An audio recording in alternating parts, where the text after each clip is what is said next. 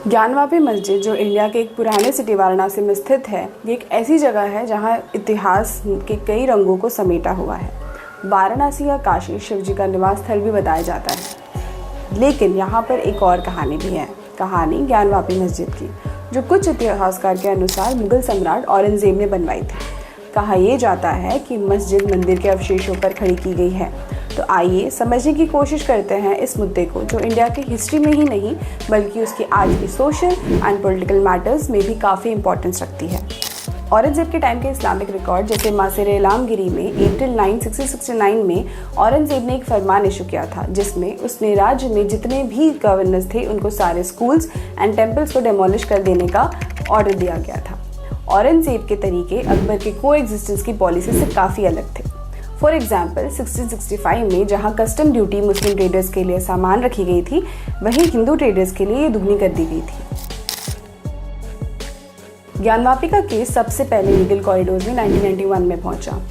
Varanasi district court में जहां petitions file हुई एंड पिटीशनर्स यानी कि पंडित प्रीस्ट ने कहा क्योंकि मस्जिद मंदिर के रिमेन्स पर खड़ी की गई है, इसलिए उनको मंदिर के अंदर पूजा करने की परमिशन दी जाए। 1998 में इलाहाबाद हाई कोर्ट ने इन प्रोसीडिंग्स पर स्टे लगा दी। इसमें मुस्लिम पक्ष ने इन पिटीशंस को, जो कि लोअर कोर्ट में भी किए गए थे, उनको इलाहाबाद कोर्ट में चैलेंज किया कि अगर सर्वे होता है तो ये section 4 of places of worship act को वायलेट करेगा।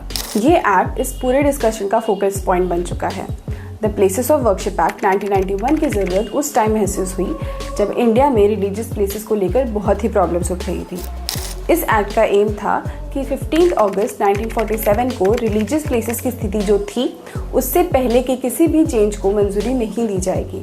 इसका मतलब ये कि अगर किसी जगह पर मंदिर था तो वो मंदिर ही रहेगा और अगर मस्जिद था तो वो मस्जिद ही रहेगा।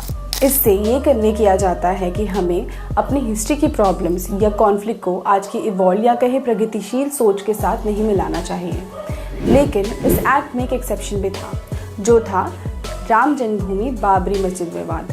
अब क्योंकि कोर्ट में ये केस ऑलरेडी चल रहा था, इसलिए इसको एक्सेप्शन रख बाकी जगह के लिए ऐसी मांग ना उठे, ये एक्ट लाया गया था। इस एक्ट के अकॉर्डिंग कोई भी नई कानूनी कार्रवाई नहीं की जा सकती अगर वो प्लेस पहले से ही विवादित नहीं है।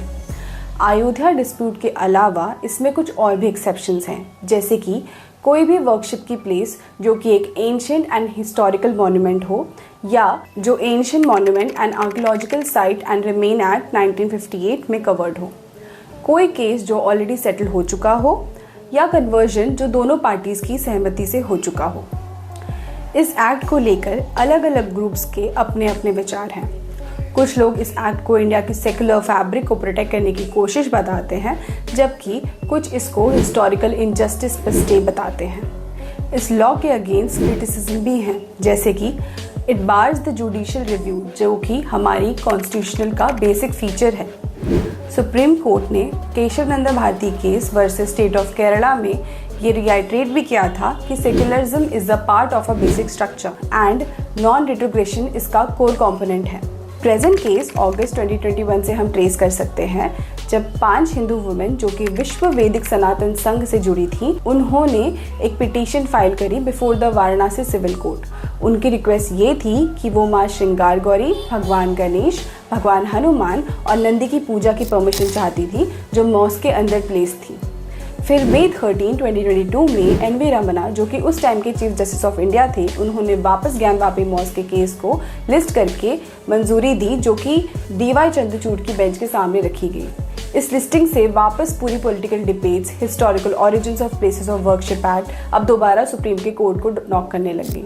हिंदू वुमेन्स की पिटीशन को रिस्पॉन्ड करते हुए 8 अप्रैल 2022 में सिविल जज रवि कुमार दिवाकर ने वीडियोग्राफिक सर्वे करने के ऑर्डर्स दिए, ताकि पता लगा जा सके कि आखिर सच में वहाँ पे कोई स्ट्रक्चर प्रेजेंट है भी कि नहीं। सर्वे से ये एक्सपेक्ट किया जा रहा था कि माँ श्रृंगार गौरी एंड बाकी आइडल्स की एग्जैक्ट लोकेशन का पता लगाया जा सके। डिस्ट्रिक्ट एडमिनिस्ट्रेशन को अथॉरिटी मिली कि किसी भी लॉक को खोला जा सके, और ऑफिशियल्स को ऑर्डर दिए गए टू फाइल एफआईआर्स उनके अगेंस्ट जो सर्वे में प्रॉब्लम्स क्रिएट करने की कोशिश करें। सर्वे कमेटी के रिपोर्ट फाइल करने से पहले ही कंटेस्ट किया गया कि शिवलिंग भी प्रेजेंट है प्रेमिसेस में, जिसको मुस्लिम पक्ष ने एलिजली वाजुखाना का फाउंटेन बताया था। अब रिस्ट्रिक्टेड प्लेस भी है to protect the alleged Shivling.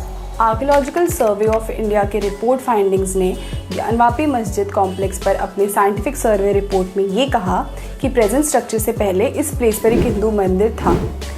Report दिसंबर में कोर्ट को सील्ड कवर में सबमिट कर दी गई थी। फर्स्ट, पुराने स्ट्रक्चर को प्रॉबेबली 17th सेंचुरी में यानी कि औरंगजेब के रूल के दौरान तोड़ा गया था। रिपोर्ट में एक ढीले पत्थर का मेंशन है जिस पर उस मॉस्क को औरंगजेब के रूल टाइम कंस्ट्रक्ट करने जैसी इंस्क्रिप्शंस मिली हैं, जो मस्जिद के निर्माण को मुगल सम्राट औरंगजेब के टाइम यानी कि 1676 और 1677 के ईयर्स में दर्ज करता है।